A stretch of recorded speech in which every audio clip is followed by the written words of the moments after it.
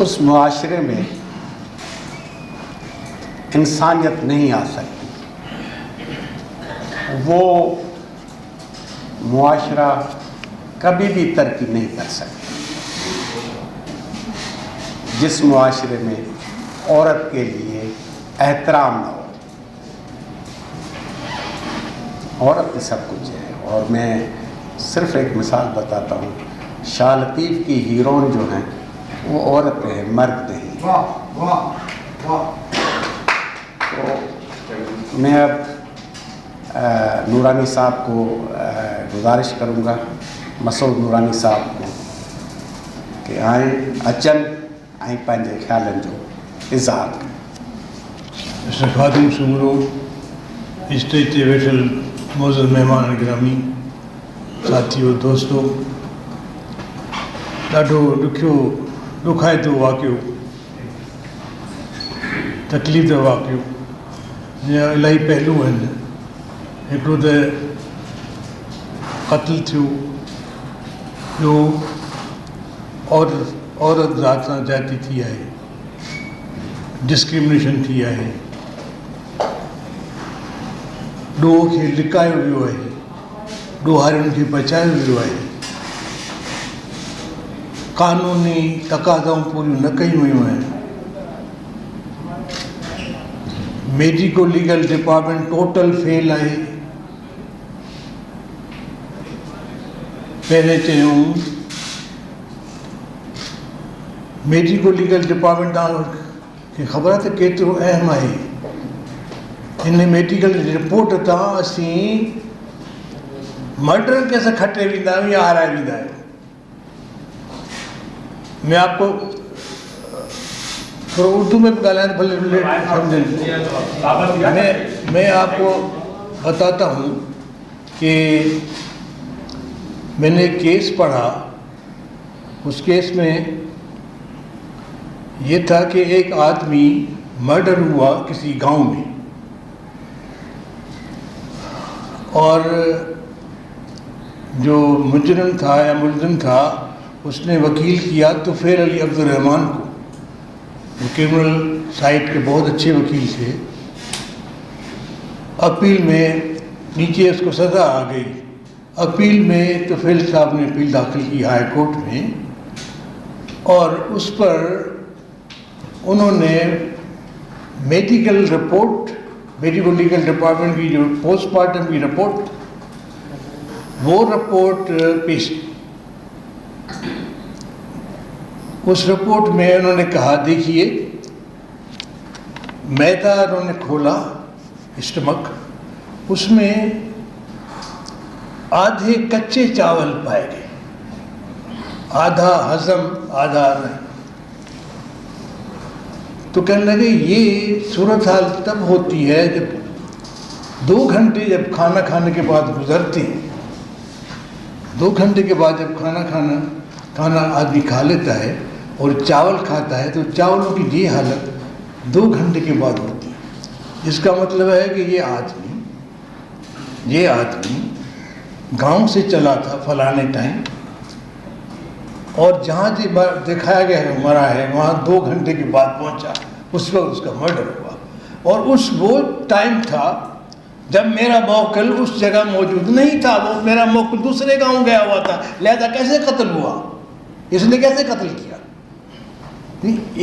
एक मैदे में जो चीज़ें थीं वो उसकी रिपोर्ट की बुनियाद पर वकील साहब ने उसका केस ख़त्म करा दिया, क्योंकि साबित हो गया कि वो बंदा तब तक जिंदा था जब तक ये मुजरिम या मुलजिम वो फलानी जगह पे मौजूद था, लिहाजा उसका कोई कत्ल से वास्ता ही नहीं है। यहाँ पे मुझे खादिम साहब ने कहा था कि आप लीगल साइड पे बोलिएगा, और तो मैं इसलिए ये टच कर रहा हूँ क्योंकि आप सब साहबान ने, जो स्पीकर साहबान थे, उन्होंने बहुत अच्छी बातें की, हर पहलू पर उन्होंने डिस्कस कर लिया है, बताया है।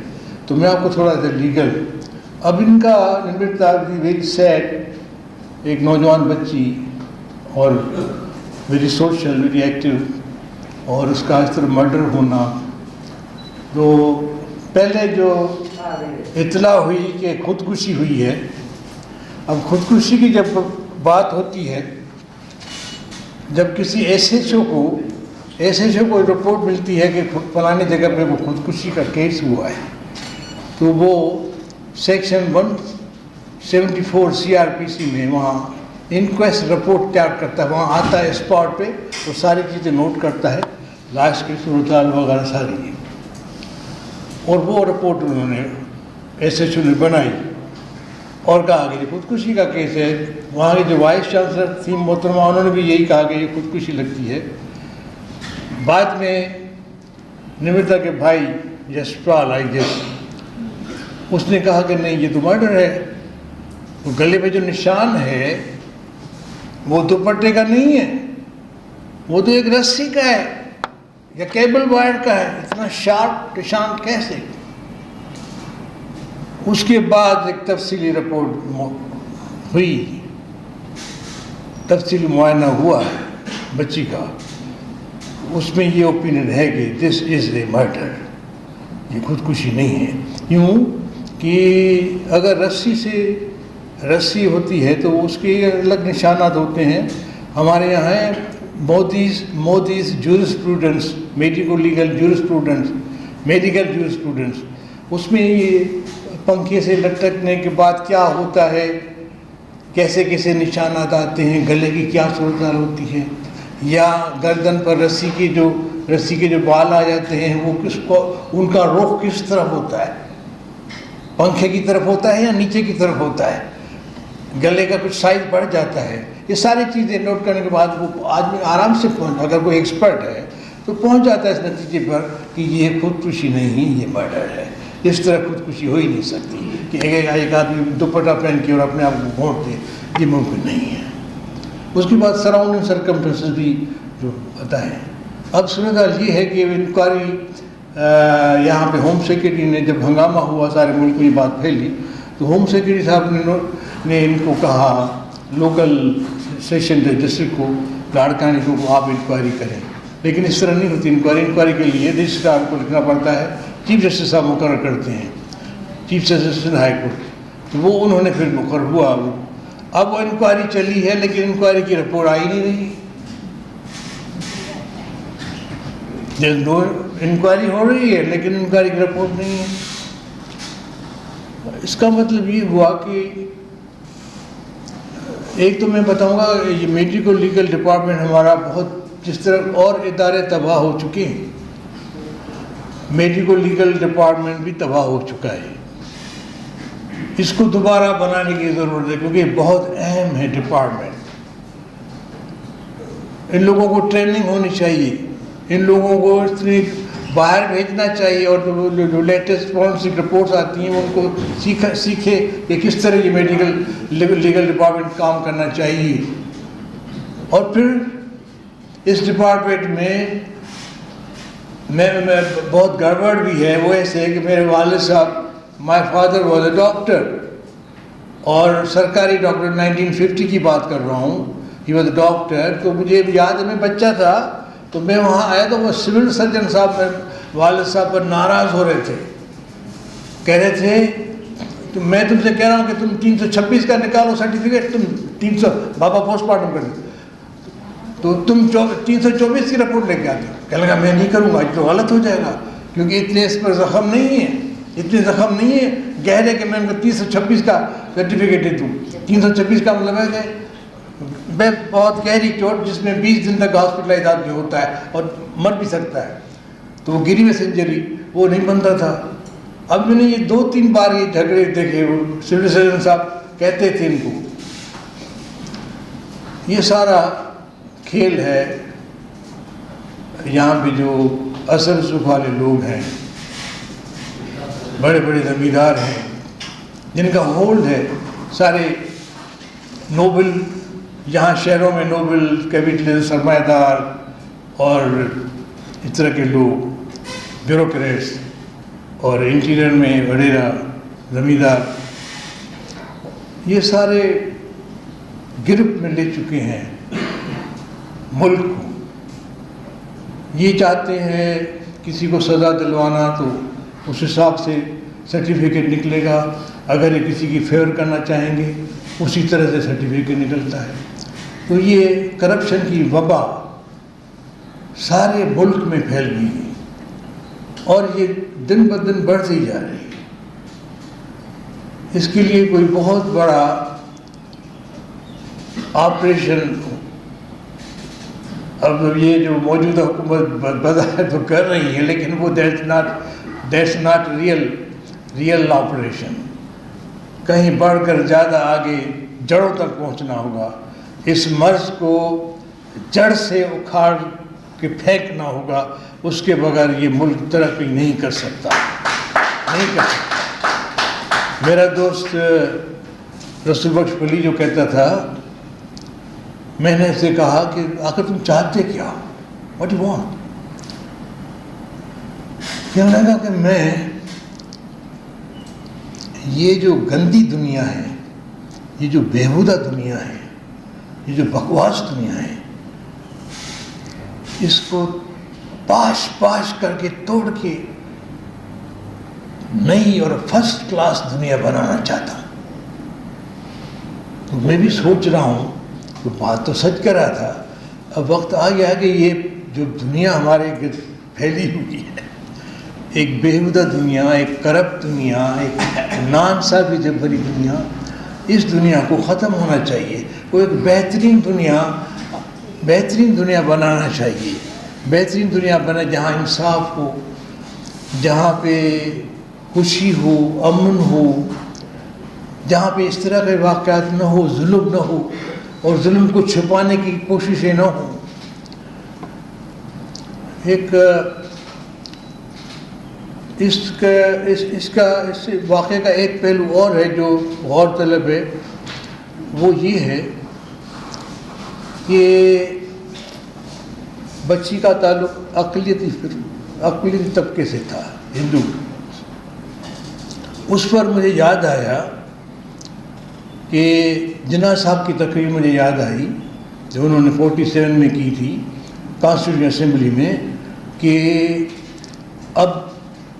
اب معاملہ ہو گیا ہے، ہم آزاد ہیں، اب یہ بھول جائیں کہ کوئی مسلم ہے یا ہندو ہے یا عیسائی ہے، مذہبی سینس میں نہیں، میں یہ کہہ رہا ہوں مذہبی سینس میں نہیں لیکن پولیٹیکل سینس میں، اور یہ کہ اسٹیٹ کا کوئی مذہب نہیں ہوتا، اسٹیٹ کا کوئی مذہب نہیں ہوتا، تو ان لوگوں کو ہندو یا عیسائی یا بدھ یا سکھ، ان کو آپ اقلیت کیوں کہتے ہیں جبکہ دے آر پاکستانی؟ جب پاکستانی ہے تو یہ اقلیت کیسے ہوئی؟ جب یہ پاکستانی ہے تو یہ اقلیت کیسے ہو گئے؟ یہ سب برابر ہے، یہ جو آپ لوگوں نے بٹورا کیا ہوا ہے یہ آپ نے اپنے مقصد کے لیے کیا ہوا ہے کہ آپ اور کھائیں اور لوٹیں اور ماریں، ہمارا کچھ بھی ہو، ان کا پیٹ بھرنا چاہیے۔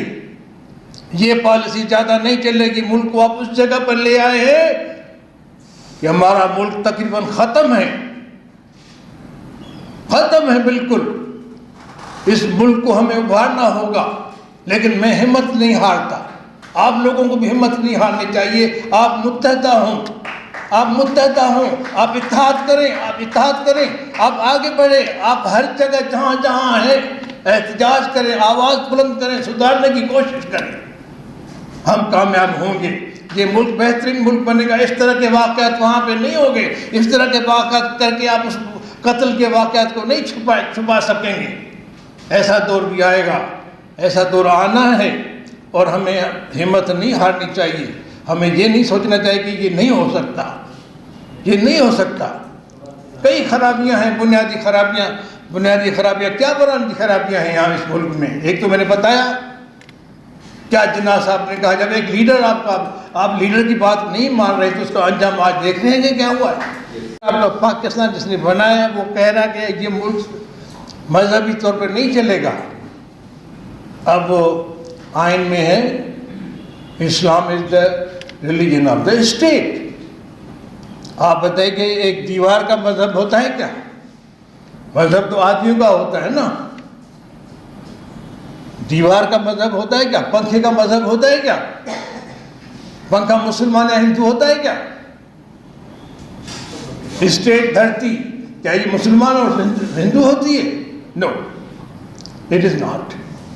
آدمی ہوتا ہے، ہر کسی کا اپنا اپنا مذہب ہے، وہ الگ بات ہے، لیکن مذہب آدمی کا ہوتا ہے، انسان کا ہوتا ہے۔ تو اس اصولوں سے ہٹنے کی وجہ سے یہ افراتفری پھیلی ہے اور قوم بٹ گئی ہے، قوم بٹ گئی ہے، ہر کوئی الگ الگ جیسے ہو گیا ہے، اور جس طرح وقت بڑھتا چلا جائے گا اس طرح اور بڑھتا چلا جائے گا۔ آپ کو مذہب کو گھروں میں بند کرنا ہوگا، اس سے اگر یہ اسٹیٹ میں رہا زیادہ تو اور پرابلم ہوں گے۔ تو دوستو یہ صورتحال ہے۔ آپ لوگوں کا بہت شکریہ، اور آپ لوگ آتے ہیں، یہ مہربانی کہ آپ لوگ آئے ہیں فنکشن میں، اور اس طرح کے آنا چاہیے، یہ ہمارا قومی فرض ہے، اس طرح کے، اور اپنے خیالوں کا اظہار کرنا چاہیے، اور وی کنڈیم آل دس، جو بھی غلط ہو رہا ہے اس کو کنڈیم کرنا چاہیے۔ Thank you very much. ایک ہماری عظیم امر عورت تھی، جب نمرتا کو ہم یاد کر رہے ہیں تو مجھے سبین یاد آ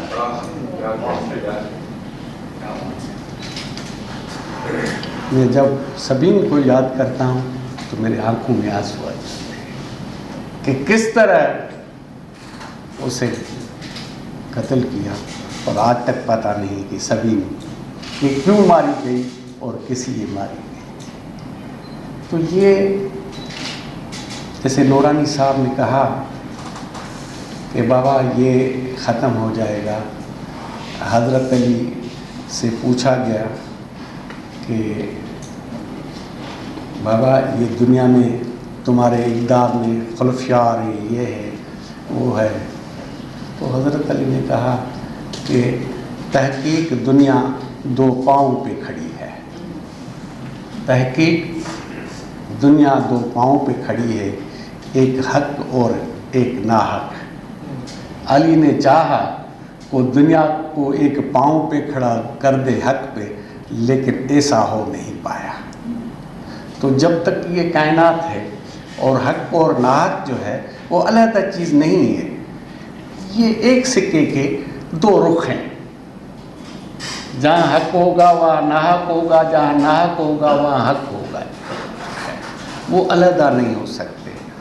تو میرا خیال ہے کہ زبردست جو ہے ہماری ڈیبیٹ ہوئی ہے، ہم نے ایک اچیو کر لیا ہے گول، کیونکہ ایک سندھی شعر ہے، 100 گرجن سست کم نہ کن کوڈی جو، 100 سست ہو جائیں گے ایک تو ایک کوڈی کا بھی کام نہیں کریں گے، لیکن 4 گرجن چست پہاڑ پٹین پیرنس۔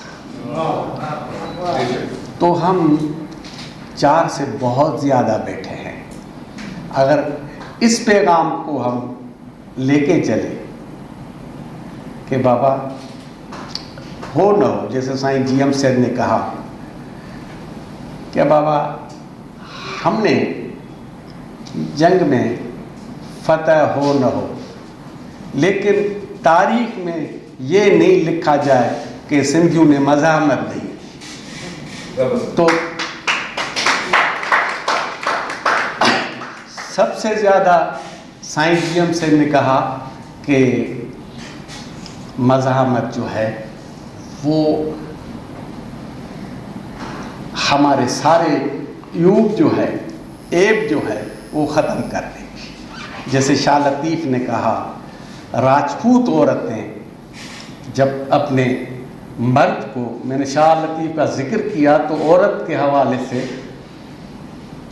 جب راجپوت عورتیں اپنے مرد کو میدان جنگ میں بھیجتی تھی تو انہیں ایک بات کہتی تھی جس کو شاہ نے اپنے شاعری میں قلم لگ دیا، مرمری آنرواں موٹی آو مکاندھ ہے، مرمری آنرواں موٹی آو مکاندھ ہے، کچن وڈا پاندھ ہے، جین تھوڑا دیر۔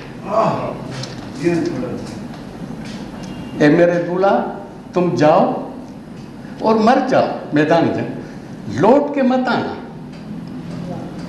क्योंकि ज़िंदगी मुख्तसर है और ताइनू का दाम बड़ा होता है कि मेरी हमजोनी आके मुझे ताना न दे कि तुम्हारे शोहर के पीठ में जो है वो तीर लगा था।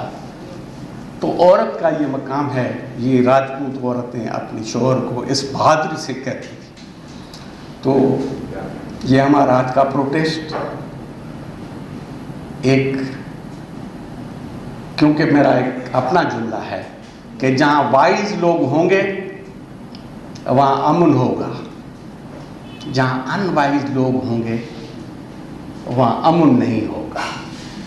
और आप देख रहे हैं कि कराची से गिलगित तक, कराची से चित्राल तक, कराची से कारूंजर तक, कराची से वज़ीरिस्तान तक आपको अमन कहीं नज़र नहीं आएगा, क्योंकि वाइज लोगों की कमी हो गई है। इसलिए मैंने वाइज लोगों को बुलाया है कि काउंसलिंग करें, आएँ, इस पे अपना इज़हार राय करें। Thank you very much. मैं आप अनीस को गुजारिश करूँगा कि आएँ और अपने ख्याल दें। मोहतरम दोस्तों, शुक्रिया बहुत बहुत। निमरता को याद करना मैं समझती हूँ कि एक बहुत अच्छी रिवायत है, क्योंकि वो ज़िंदगियाँ जो हमारी अमानत थी, इस माशरे की अमानत थी, अगर उन अमानतों का खून हुआ है तो हमें ये हमेशा याद रखना चाहिए। उनकी ज़िंदगी हम पे कर्ज थी और हम वो कर्ज चुका नहीं सके, तो हम उन्हें भुला भी नहीं सकते। हम न सिर्फ ये कि निमरता को याद करते हैं, बल्कि उन तमाम ऐसी ख़वातीन को याद करते हैं जो नाहक मौत मारी गई। किसी पे कारोकारी का इल्ज़ाम लगा, किसी पे खुदकुशी का लगा, किसी पे कोई और इल्ज़ाम लगा। मुझे याद है कि कुछ अर्सा पहले हम विमेन एक्शन फोरम की तरफ से कारियों के कब्रिस्तान गए। वो इलाका हमने ढूंढा और सख्त गर्मी में, धूप में हम सब वहाँ पैदल चल के गए, पैर हमारे जल रहे थे, और हमने वहाँ पे कब्रों के निशान ढूंढे, उन पे हमने फूल डाले, उन पे हमने झंडे लगाए। वहाँ हमने उनसे कहा कि ये कैसे तुमने सोचा कि कभी लौट के हम यहाँ नहीं आएंगे? हम आपको भूल नहीं सकते। हम समझते हैं कि जो नाहक मौत आपके हिस्से में आई थी, उसकी जिम्मेदारी हम पे भी होती है। हमारे से मतलब मेरी मुराद समाज से है। देखिए, बहुत सारी वो बातें जगदीश बाबू ने कह दी जो मैं कहना चाहती थी, लेकिन बात ये है कि ये सवाल अभी तक हमारे सामने मौजूद है कि इसका जिम्मेदार कौन है, ऐसा होता क्यों है। और ये जो आप देखेंगे कुछ अरसे में जिस तरह सेक्सुअल वायलेंस बढ़ा है औरतों के खिलाफ, बच्चों के खिलाफ, उसमें कोई एक मखसूस सूबा सिंध नहीं है, या बलूचिस्तान नहीं है, या केपी नहीं है, या पंजाब नहीं है, सारे पाकिस्तान में पड़ा है। वो जो अभी मोटरवे रेप केस हुआ था, अगर आप उसका थोड़ा सा एनालिसिस करें कि पुलिस का एक चीफ है और वो अदालत में भी जाके ये कहता है, सेनेट में भी जाके ये कहता है कि वो औरत जो है वो अपने शौहर की मर्जी के बगैर घर से निकली थी, उसको इत्तला नहीं दी थी, उसको रात को अकेला नहीं निकलना चाहिए था, तो वो अकेली तो नहीं थी, 3 बच्चे थे उसके साथ। उसने ये भी नहीं देखा कि गाड़ी में पेट्रोल ख़त्म हो गया। भी पेट्रोल तो कायदे आज़म की गाड़ी में भी ख़त्म हो गया था जब वो ज़ियारत से लाए जा रहे थे। कभी कभी पेट्रोल का गेज खराब होता है, आपको नहीं पता चलता, ये बंदा जल्दी में होता है और ये समझते हैं कि आप इसमें पहुंच जाएंगे घर। ऑब्वियसली वो जल्दी घर पहुंचना चाहती थी, उसने नहीं नोट किया होगा तो उसका कसूर, उसका मतलब ये है कि उसको सड़क के किनारे रोक के बच्चों के सामने रेप किया जाए। शर्म नहीं आती आपको ऐसी बातें करते हुए? शर्म नहीं आती आपको ऐसे सवाल करते हुए? اور مجھے افسوس یہ ہوتا ہے کہ یہ معاشرہ ایسے سوالات کی اجازت دیتا ہے، اور یہ ہم اب نہیں کر رہے ہیں، یہ ہم بہت عرصے سے کر رہے ہیں۔ مجھے یاد ہے کہ جب طالبان کے خلاف ایکشن ہوا تھا، اس وقت انہوں نے سوات میں کئی خواتین کو مارا تھا، اور ایک خاتون کی تصویر آئی تھی، شاید ان کا نام شہناز تھا اگر مجھے صحیح یاد ہو، کہ اس کو کوڑے لگائے جا رہے ہیں، اور ہمارے بڑے جید صحافی نامور، مجھے ان کا نام بھی یاد ہے مگر میں لینا نہیں چاہوں گی، وہ بیٹھ کے یہ آپس میں بات کر رہے تھے کہ یہ انہوں نے جو ہاتھ اور پاؤں اس کے پکڑے ہیں تو یہ محرم ہیں کہ نہیں۔ مطلب یہ کہ اس کو فلاگنگ ہو رہی ہے، کوڑے مارے جا رہے ہیں، اتنا بڑا ہیومن رائٹ وائلیشن ہو رہا ہے، اس کی ڈگنیٹی جو ہے وہ ختم ہو رہی ہے، اور آپ یہ سوال کر رہے ہیں کہ کیا ہاتھ پاؤں پکڑنے والے محرم ہیں؟ یہ ہم برسوں سے برداشت کر رہے ہیں، یہ ہم ضیاء الحق کے زمانے سے برداشت کر رہے ہیں۔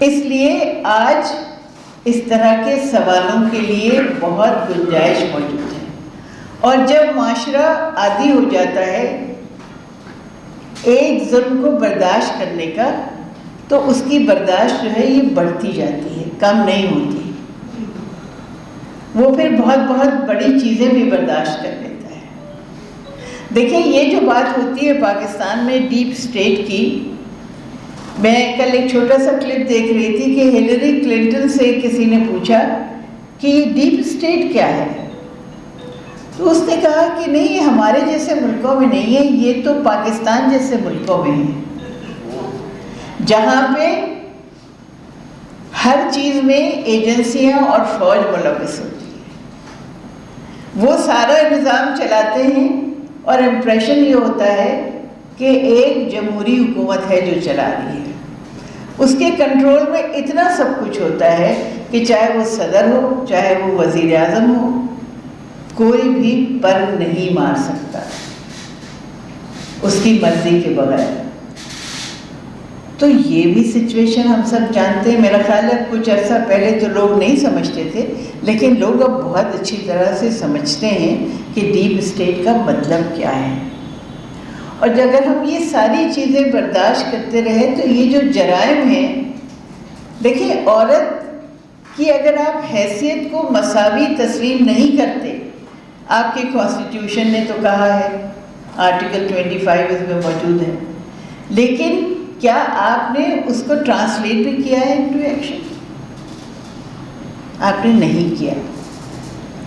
ڈومیسٹک وائلنس ابھی تک اتنا موجود ہے، آپ مجھے یہ بتائیں کہ ہمارے کون سے کتنے گھر ہیں جہاں عورتوں کے ساتھ کوئی ظلم زیادتی نہیں ہوتی، ان کے ساتھ بری زبان نہیں استعمال کی جاتی، ان کے اوپر پریشرز نہیں ہوتے، ان کے ساتھ برا سلوک نہیں ہوتا۔ تو پھر یہ اسی کی ایک بڑھتی ہوئی شکل ہے کہ آپ پھر وہ کرائمز کی طرف آ جاتے ہیں، جو ڈومیسٹک وائلنس ہے، جو سیکشول وائلنس ہے، وہ بڑھ کے کرائم کا روپ اختیار کر لیتا ہے۔ تو ہماری سوسائٹی میں جب تک یہ برداشت ہوگی اور ہم عورت کو اپنے جیسی ایک فرد نہیں تصور کریں گے کہ وہ برابر کی شہری ہے، تو اس کا حق صرف جو ہے گھر کے باہر نہیں ہے، گھر کے اندر بھی ہے۔ اگر آپ اس کو گھر کے اندر حق نہیں دیں گے تو آپ کے بچے بھی یہی دیکھیں گے اور یہی سیکھیں گے، اور بڑے ہو کے وہ معاشرے میں یہی کریں گے۔ تو یہ سائیکل جو ہے، یہ ویل آف پاور جس کو کہتے ہیں، یہ کبھی ختم نہیں ہوگا۔ اس لیے ہماری جو خواتین کی تحریک ہے، ہمارا فوکس اس بات پہ ہوتا ہے کہ چاہے ہم ڈیموکریسی کی بات کرتے ہیں، چاہے ہم ایکوٹی کی بات کرتے ہیں، چاہے ہم ایکوالٹی کی بات کرتے ہیں، it has to start from home. آپ بہت بڑے بن جائیں کوئی جغادری، آپ کہیں کہ جی میں ساری دنیا میں انصاف چاہتا ہوں، لیکن اگر آپ اپنے گھر میں انصاف نہیں کرتے تو آپ اس کو کیسے ٹرانسلیٹ کریں گے انٹو ایکشن؟ اس لیے یہ ساری لڑائی جو ہے وہ گھر سے شروع ہوتی ہے۔ ہمیں بدلنا ہوگا، عورتوں کو بھی بدلنا ہوگا، کہ ان کا حق نہیں ہے یہ، یا یہ ان کی قسمت نہیں ہے کہ وہ ظلم زیادتی جو ہے وہ برداشت کریں. اور مردوں کو بھی بدلنا ہوگا کہ وہ آپ کی پراپرٹی نہیں ہے، وہ آپ کی جائیداد نہیں ہے. بات ہو رہی تھی ابھی کچھ دن پہلے 4 شادیوں کی، ایک محترمہ نے لکھا جس طرح آپ افورڈ کر سکتے ہو تو مکان خرید سکتے ہیں، 1 2 3 4، اسی طرح آپ بیویاں بھی کر سکتے ہیں. بھئی عورت کوئی مکان ہے، جائیداد ہے، زمین ہے، دکان ہے. تو جب تک عورت خود اپنی یہ سوچ نہیں بدلے گی، آپ کیسے یہ توقع رکھتے ہیں کہ مرد بدلیں گے؟ تو اس معاشرے میں، سماج میں ہم سب کو بدلنے کی ضرورت ہے اور ہمیں سوال اٹھانے کی ضرورت ہے. دیکھیے ہم نے سوال اٹھانے چھوڑ دیے. ہم ہر بات کو بہت آرام سے، یہاں بہت سے میرے دوست صحافی بھی ہوں گے، آرام سے ہم ایکسیپٹ کر لیتے ہیں. ہم سوال نہیں اٹھاتے، اس لیے کہ ہم 30-35 برس جو ہم معاشرہ میں رہے ہیں، ہم نے سیکھ لیا ہے تابع داری. ہم سوال نہیں اٹھاتے. تو ہمیں سوال اٹھانے چاہیے. حکومت جو ہے وہ ہمارے ٹیکسوں سے چلتی ہے. ہمارا کام ہے کہ ان کو بار بار یاد دہانی کروائیں. اب جو نمرتا کا کیس ہے، اس میں ہمیں پوچھنے کی ضرورت ہے کہ وہ جوڈیشل رپورٹ کہاں گئی.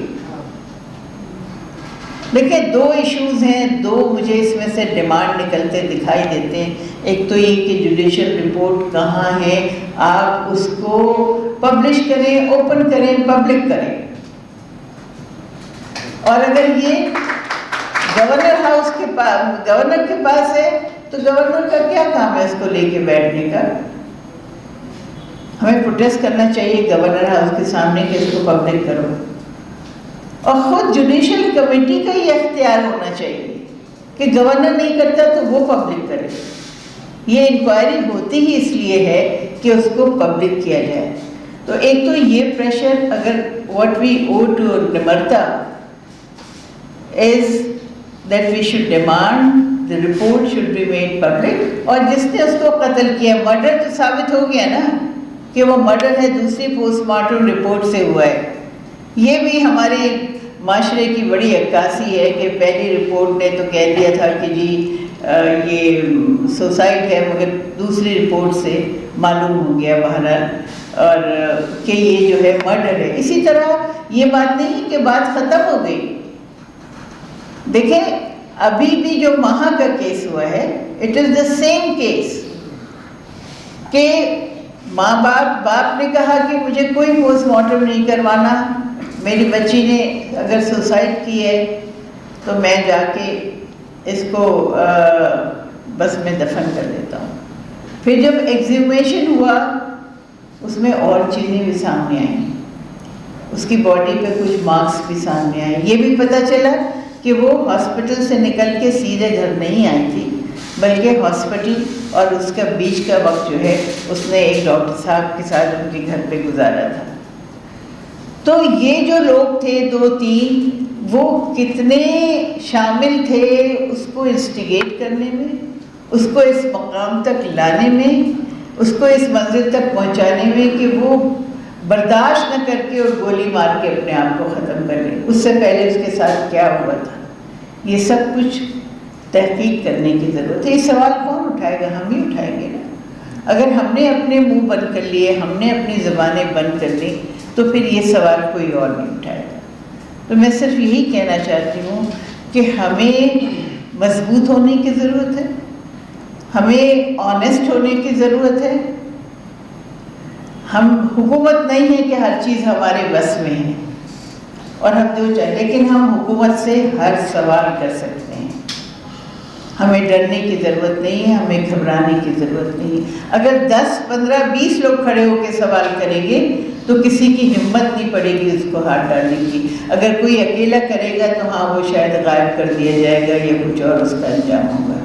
اس لیے ہمیں ہر قسم کا ڈسکرمنیشن بھول کے بالکل ہمیں یہ بات کرنی چاہیے کہ اگر آپ کو انصاف دینا ہے تو آپ کو اپنے کرمنل جسٹس سسٹم کو ٹھیک کرنا ہے.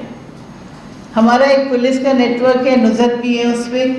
ہم وہ زیادہ شور مچاتے ہیں، کوشش کر کے FIR کٹوا دیتے ہیں، چاہے وہ مٹی کا کیس ہو، لیکن اس سے فرق نہیں پڑتا۔ اس کے بعد تو کیس پھر IO کے پاس ہوتا ہے نا، وہ انویسٹیگیشن میں کیا کرتا ہے، پھر پروسیکیوشن میں کیا ہوتا ہے۔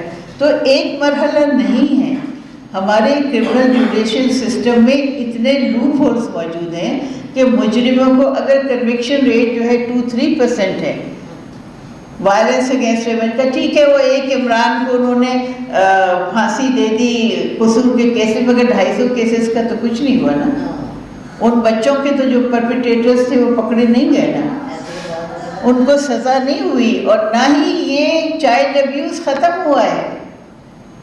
تو ہم کس بات پہ خوش ہوتے ہیں اگر ایک آدمی کو سزا ہو جاتی ہے؟ تو جب تک آپ پورا سسٹم نہیں ٹھیک کریں گے، ہمیں لائر سے کہنا چاہیے کہ آپ اس کے لیے پریشر ڈالیں۔ ہمیں خواتین کی جتنی بھی آرگنائزیشنز ہیں یا کمیشنز ہیں، یا یہاں پہ ہیومن رائٹس کمیشن بھی موجود ہیں، ان سے بھی کہنا چاہیے کہ جوڈیشل ریفارمز جو ہیں وہ ایک بہت اہم چیز ہیں، ہمیں اس کے اوپر توجہ دینے کی ضرورت ہے۔ ہمیں اگر انصاف لوگوں کو دلوانا ہے، چاہے وہ نورتا ہے، چاہے وہ ماہا ہے، چاہے کوئی ہندو ہے یا مسلمان ہے، غریب ہے یا امیر ہے، تو ہمیں اس ملک میں رول آف لا لانا ہوگا۔ جب تک رول آف لا اس ملک میں نہیں آئے گا، ہمارے مسائل جو ہے وہ حل نہیں ہوں گے۔ Thank you.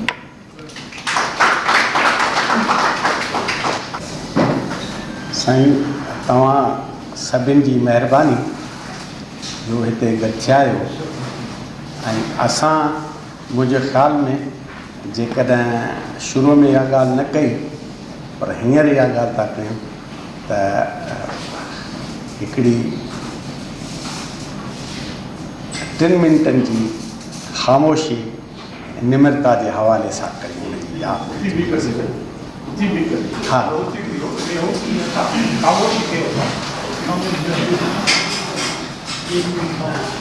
सलूक